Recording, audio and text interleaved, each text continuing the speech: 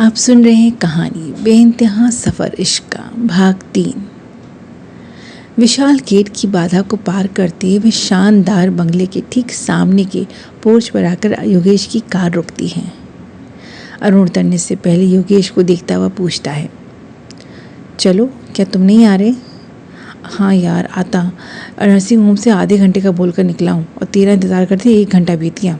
अभी चलूँगा, कल का प्रोग्राम बनाकर ना रात में कॉल करता हूँ तुझे। ठीक है, योगेश को कहता है। अरुण कार से बाहर आ जाता है। अरुण जो ही कार से नीचे आया, कोई तेज कदम उसकी ओर बढ़ते उसके पैरों से लिपट जाते हैं। वह अचानक के इस व्यवहार पर अरुण के चेहरे पर कोई आश्चर्य नहीं दौड़ता, बल्कि वह उसकी ओर झुक जाता है। लो आ गया तुम्हारा बच्चा, ठसक कर हंसता हुआ योगेश उन्हें वहीं छोड़ता हुआ कार वापसी की ओर मोड़ लेता है। वह लेब्राडोर डॉग था जो अपनी श्रद्धा से अरुण के पैरों से लिपट कर अपना प्यार अभिव्यक्त कर रहा था। अरुण भी उसे प्यार से सहलाते वही सीढ़ियों में बैठ जाता है। कैसा है मेरा बच्चा, कितना बड़ा हो गया? वह उसका मुंह अपनी हथेली में भरे हिलाते हुए कहता है। बदले में वह भी अपनी अतीव स्वामी भक्ति दिखाते हुए अपना मुंह उसकी गोद में समाने लगता है। शब्दों के अभाव में भी एक निशब्द जीव अपना प्यार दिखाते अपना समस्त भाव उसे प्रेषित किए दे रहा था। अरुण भी उसे अपने में समेटे जैसे उसके अभिवादन का प्रत्युत्तर दे रहा था। छोटे मालिक, एक नौकर मोनू भागता हुआ आता, ठीक उसके सामने रुकता, अपनी सांसों को संभालते हुए कह रहा था, आप आ गए? सबसे पहले तो इसे ही पता चला, पीछे बैकयार्ड में था और पता नहीं क्या हुआ कि हवा की रफ्तार से सीधा यहाँ आ पहुँचा। इस पर अरुण मुस्कुराते हुए उसे अपने अंक में लेता हुआ कहता है, तभी तो तेरा नाम रखा है बडी, सच्चा साथी है तू मेरा। न मेरे जाने पे कोई शिकायत है तुझे, न आने पे उल्हाना, बस बेशुमार प्यार है तुम्हारा मेरे प्रति। अरुण भी बडी को गोद में समाता हुआ मुंह से यूं आवाज़ निकालता मानो अपने मालिक की बात अक्षरशः समझ में आ रही हो उसे। भूमि भी वहाँ पहुँची नहीं थी, इसलिए अभी तक अरुण के पहुँचने की खबर भी कोठी तक नहीं पहुँची थी। अरुण की मौजूदगी से अब धीरे धीरे घर के नौकरों तक उनके आने की खबर मिलते हुए सभी बाहर तक दौड़े चले आते हैं। छोटे साहब, आवाज़ पर अरुण का ध्यान सामने की ओर जाता है, जहाँ हरिमन काका हकबक उसे देखते आ रहे थे। कैसे हो काका? अरुण की इतनी इज्जत अफजाई पर वह अदना सा कर्मचारी क्या कहता, बस हाथ जोड़े सर हिला देता है। छोटे साहब आ गए। मालिक काम करता छोड़ अरुण का अभिवादन करने आ जाता है। ऐसे धीरे धीरे करते घर के 20 नौकरों की फौज अरुण को मिलने आ पहुंचती है। वह सबका हाल लेता अंदर चला आता है। अरुण अब बडी को छोड़कर उठकर अंदर आने लगता है। बडी भी एक समझदार डॉग की तरह अरुण को छोड़कर किनारे अपने सेवक के पास खड़ा उसे जाता हुआ देखने लगता है। ये बेजुबान जीव की सबसे अद्भुत बात है कि बिना कहे वह समझ रहा था, जिसे कभी कभी इंसानों को कहकर भी वह समझाया नहीं जा सकता। और देवेश कैसे हो? अब तो घर में कोई नहीं सताता तुम्हें?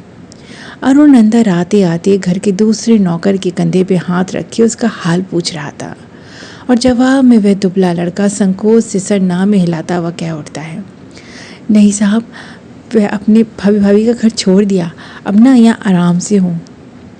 ठीक किया, अब भाई सबको मेरी भाभी जैसी तो भाभी नहीं मिलती, कहता हुआ अरुण ऐसे ही सभी के हाल चाल लेता आगे बढ़ता रहा।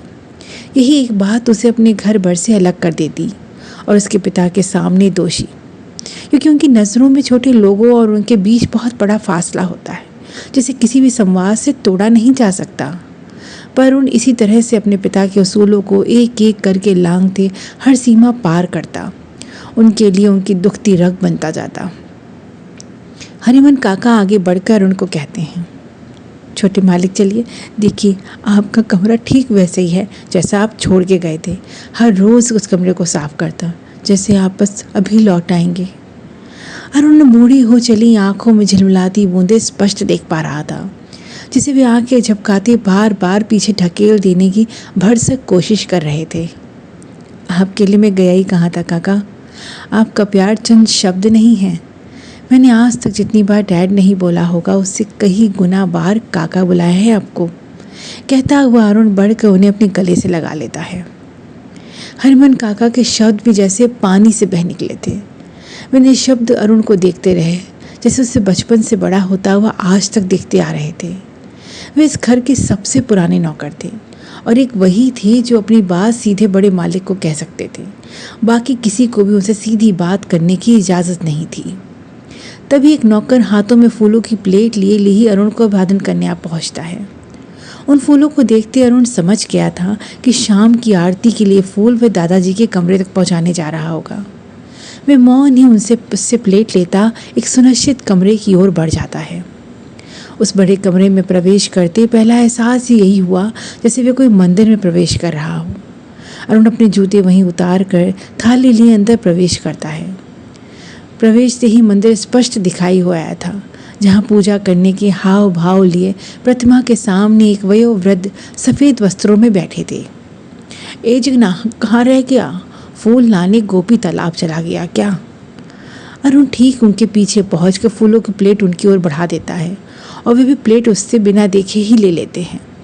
ये क्या, फिर गुलाब? बोला था ना अरुण आ रहा है, अब से गुलाब नहीं लाना, उसे एलर्जी है ना। उसके कहते तब से उसके पीछे बैठे अरुण से बहुत देर अपनी नाक नहीं बंद रखी गई और वे छींक ही उठा। अरुण, वे तुरंत ही पलटते हुए देखते हैं और अरुण दोबारा चीखने लगता है। मेरा बच्चा कब आया? वे अपनी बाँह खोले उसे निहारते रहे।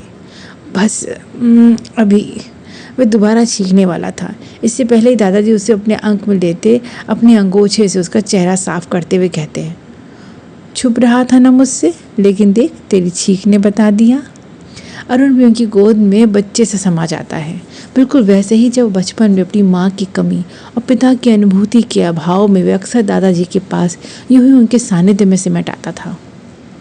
कितने दिन बाद आया, बरस लगा दिए, वहाँ दादा की याद थोड़ी आती होगी। जिन्हें भूला ही नहीं उन्हें याद कैसे करूं? हाँ बस अब बात बनाता रहे, फिर इन 4 सालों में आया क्यों नहीं एक बार? प्यार से उसका सर सहलाते हुए वे कहते हैं, हाँ जाता तो डैड का एक और नियम टूट जाता और सुनने को मिलता कि भैया से सीखूं, अपनी पढ़ाई छोड़कर कभी बीच में नहीं आया, तब आप ही मुझे वापस भेज देते। अच्छा ठीक है, तू ही सही, पर क्या करूं, तुझे हर रोज़ सुबह देखने की आदत जो तूने लगा दी थी, फिर सोच कैसे ये 4 साल की सुबह कटी होगी मैंने। उनकी भीगी आवाज़ अरुण के मन को भी द्रवित कर गई। वह अपने दादाजी का हाथ पकड़े सहलाता हुआ कहता है, वक्त तो मैं भी काट रहा हूँ इस निमियों के पिंजड़े में, कब इस बंधन को तोड़कर खुद की उड़ान भर सकूं।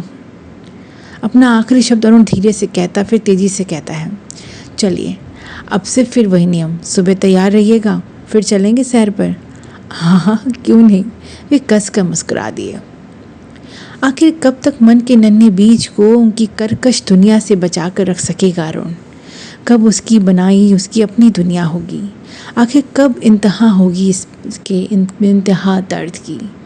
इस कहानी को सुनने के लिए इस चैनल को सब्सक्राइब करें और कहानी पसंद आने पे ज़रूर लाइक करें और अपने मित्रों से शेयर करना बिल्कुल ना भूलें। तो रोज़ाना सुनते रहें बेइंतहा इश्क का सफ़र। धन्यवाद।